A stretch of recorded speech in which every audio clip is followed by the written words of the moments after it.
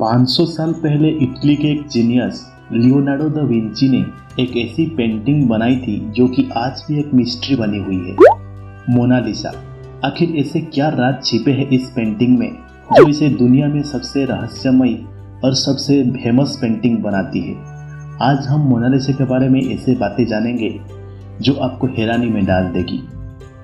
23 जून 1952 को लूस मैस्पेरो नाम का एक यंग फ्रेंच आर्टिस्ट ने पेरिस के एक होटल की चौथी मंजिल से कूदकर अपनी जान दे दी थी।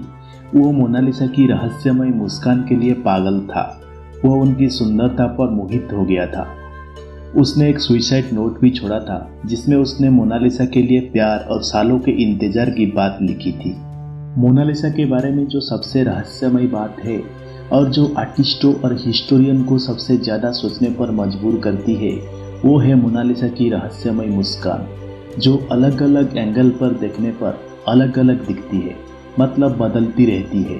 पहले ये तस्वीर मुस्कुराती हुई दिखाई देती है और फिर ये मुस्कान फीकी पड़ जाती है और फिर गायब हो जाती है। एक रिसर्च से ये बात पता चली है कि जिस औरत की दा विंची ने इस पेंटिंग में बनाया वो अपने अंदर कुछ राज छुपाए हुए है, इसीलिए मोनालिसा की मुस्कान इतनी रहस्यमयी है। कुछ साल पहले एक डॉक्टर ने यह कहकर सबको हैरानी में डाल दिया कि मोनालिसा की रहस्यमय स्माइल का राज है उसके ऊपर के 2 दांतों का टूटा होना, और यही वजह है कि उसका ऊपरी होंठ थोड़ा सा दबा हुआ है। सन 2000 में हार्वर्ड के एक न्यूरोसाइंटिस्ट मैग्रिट ने बताया कि मोनालिसा की मुस्कान नहीं बदलती बल्कि इंसान का माइंडसेट बदलता है। मतलब ये सब दिमाग का खेल है। जैसा आप मोनालिसा के चेहरे को देखना चाहते हो वैसा ही ये दिखता है। वो इस चीज़ पर डिपेंड करता है कि आप किस चीज़ पर फोकस करते हो।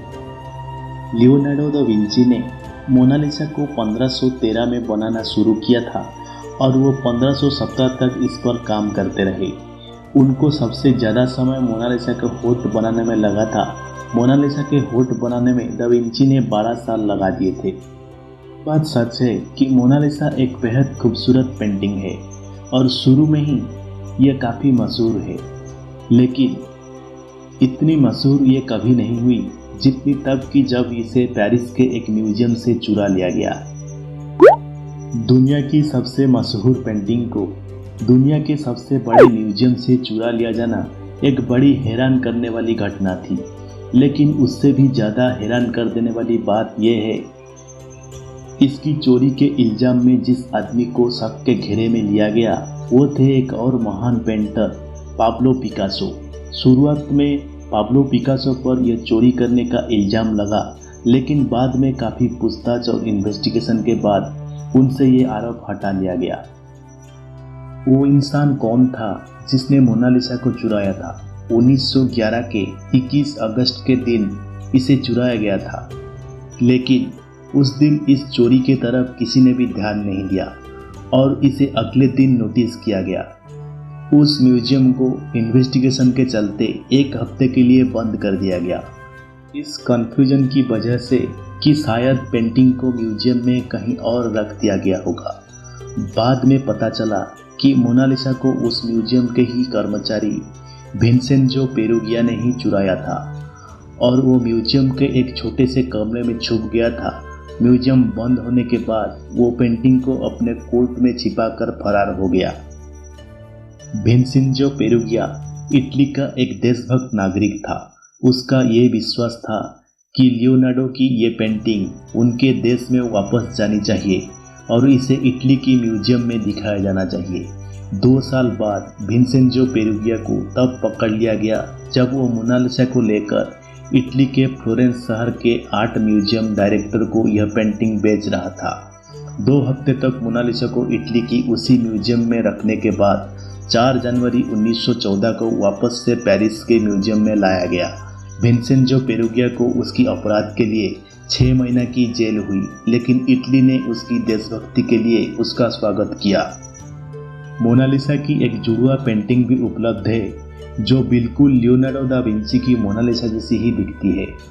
कहा जाता है कि दा विंची के समय में उनके एक स्टूडेंट फ्रांसेस्को मेल्जी ने बनाया था। ये दूसरी पेंटिंग स्पेन की राजधानी मैड्रिड के एक म्यूजियम में रखी है। आज तक यह बात रहस्य है कि मोनालिसा कौन थी, मतलब दा विंची ने यह किसकी तस्वीर बनाई थी, यह कौन औरत थी। ज़्यादातर स्कॉलर्स का यह मानना है कि इस पेंटिंग में जो तस्वीर है वो लिसा घेराडिनी, जो कि फ्लोरेंस के एक इटालियन औरत थी। लेकिन एक थ्योरी यह भी कहती है कि मोनालिसा लियोनार्डो दा विंची की खुद की तस्वीर है, मतलब इस पेंटिंग में उन्होंने खुद को एक औरत के रूप में बनाया था।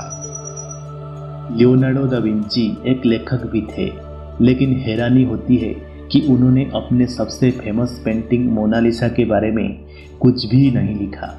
द्वितीय विश्व युद्ध के समय मोनालिसा पेंटिंग को 6 बार अपनी जगह से बदला गया ताकि यह बेशकीमती पेंटिंग जर्मनाजियों के हाथ न लग जाए। लियोनार्डो के ही एक स्टूडेंट 1514 और 1516 के बीच मोनालिसा का एक न्यूड वर्जन भी बनाया था, जिसे मोना भाना कहा जाता है, जिसके हाथ और बॉडी की पोजीशन बिल्कुल लियोनार्डो की मोनालिसा जैसी है। कहा यह भी जाता है कि शायद इसे भी लियोनार्डो दा विंची ने बनाया हो। यह पेंटिंग पेरिस के एक म्यूजियम में रखी है। लियोनार्डो ने मोनालिसा का पेंट करने में 30 से भी ज़्यादा लेयर्स का इस्तेमाल किया था और उसमें से कुछ लेयर्स तो इंसानों की बालों से भी ज़्यादा पतला था। मोनालिसा दुनिया की मोस्ट वैल्यूएबल पेंटिंग है। गिनीज वर्ल्ड के अनुसार मोनालिसा हिस्ट्री की हाईएस्ट वैल्यूएशन वाली पेंटिंग है। 1962 में इसकी कीमत $100 मिलियन आंकी गई थी। 2020 में ये $700 मिलियन के आसपास है, लेकिन इसे बेचा और खरीदा नहीं जा सकता क्योंकि ये पब्लिक के लिए है। 1519 में दा विंची के मृत्यु के बाद मोनालिसा फ्रांस के राजाओं को प्राइवेट कलेक्शन का हिस्सा बन गई। फ्रांस रिवॉल्यूशन के बाद पेरिस के एक म्यूजियम में इसे रख दिया गया। यह पेंटिंग नेपोलियन को इतनी पसंद आ गई थी कि कुछ समय के लिए उन्होंने इस पेंटिंग को अपने बेडरूम में लगवा लिया था। जितने आपको लगता है यह पेंटिंग उससे काफ़ी छोटी साइज की है। इसका साइज 30 बाई 21 इंच है और इसका वजन 8 किलोग्राम है। दा विंची ने इसे पेपर और कैनवास पर नहीं बनाया था, एक लकड़ी के पैनल पर ऑयल पेंट से बनाया था और इतनी खूबसूरत से बनाया था कि इस पर ब्रश के निशान देखना बेहद मुश्किल है। दा विंची के टाइम में पेपर और कैनवास मौजूद थे, लेकिन उस वक्त के पेंटर यह सोचते थे कि छोटी पेंटिंग के लकड़ी का इस्तेमाल ही बेहतर होगा। जब आप इस पेंटिंग को देखते हो तो आप पाओगे कि मोनालिसा की आईब्रोज नहीं दिखती। अब सवाल उठता है कि लियोनार्डो दा विंची ने मोनालिसा की आईब्रोज क्यों नहीं बनाई। 2017 में एक फ्रेंच इन्वेंटर ने ये पता लगाया कि दा विंची ने मोनालिसा की आईब्रो और आइसोलेशन बनाई थी। उन्होंने बताया कि ये समय के साथ साथ धीरे धीरे गायब हो गई, शायद ओवर क्लिनिक की वजह से। मोनालिसा की फैन दुनिया भर में है। पेंटिंग पर बहुत सी कविताएं और गाने लिखे जा चुके हैं। जब से इसे पेरिस के म्यूजियम में रखा गया है तब से इसे वहाँ लव लेटर्स मिलते हैं। चाहने वालों की तरफ से फ्लावर्स भी मिलते हैं। मोनालिसा को इंग्लिश में MONALISA लिखा जाता है, लेकिन इसकी सही स्पेलिंग MONNALISA है।